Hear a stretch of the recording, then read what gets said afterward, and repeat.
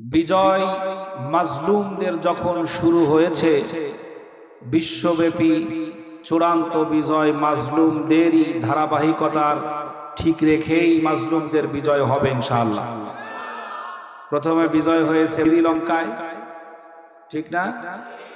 নির্যাতন ভোগ করার পরে বিজয় হলো শ্রীলঙ্কায়, এরপরে বিজয় হলো বাংলাদেশে, এরপরে বিজয় হলো সিরিয়া, এরপরে বিজয় হবে আফগানিস্তান, এরপরে বিজয় হবে ফিলিস্তিন, এরপরে বিজয় হবে ইনশাআল্লাহ আগামী দিনে ভারত ভূখণ্ড মুসলিমদের হাতের মুঠায় চলে আসবে, কোনো সন্দেহ নাই। আর এটার বিরোধিতা যারা করবে তাদেরকে বলে রাখতে চাই, ওলামা একরামদের সাথে বেয়াদবি করার পরিণাম যে কি হয় তা আমরা টের পেয়েছি, বাংলাদেশের মানুষ দেখতে পেয়েছে।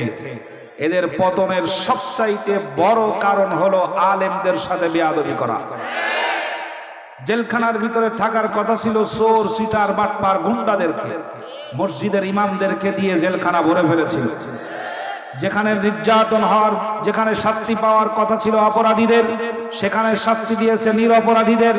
যে আয়না ঘরে ঢুকানোর কথা ছিল যাদেরকে, তাদেরকে না ঢুকিয়ে সাধারণ নিরপরাধ মানুষদেরকে দিনের পর দিন আয়না ঘরে ঢুকিয়ে যে নির্যাতন চালিয়েছে।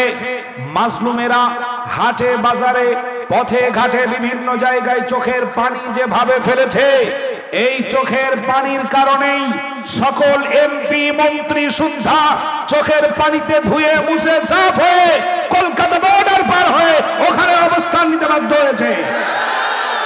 সুতরাং শেষ মেসেজ হলো এই, আলেমদের সাথে বেয়াদবি করার দুঃসাহস দেখাবেন না, দেখাবেন না, দেখাবেন না। যদি আবার আলেমদের সাথে দুঃসাহস, বেয়াদবি করার দুঃসাহস দেখান, সময় আসবে আবার ভারতেও জায়গা পাবেন না, ল্যাট্রিনের ভিতরে পড়ে পড়ে পড়া লাগবে। কারণ পৃথিবীতে কোন জালেমকে আল্লাহ বিজয় দেয় নাই, সব সময় বিজয় হয়েছে কাদের? মাজলুমদের। ক্ষমতাবান যারা, তাদের বিজয় চিরস্থায়ী হয় নাই, বিজয় হয়েছে মাজলুমদের। আল্লাহ রাব্বুল আলামিন বাংলাদেশের সকল মাজলুম আলেম দ্বীন, মাজলুম জনতাকে বিজয়ের কাতারে যেন দাঁড় করিয়ে দেন। আমাদের চূড়ান্ত বিজয়কে হেফাজত করার তৌফিক আল্লাহ যেন দান করেন, বলেন আমিন।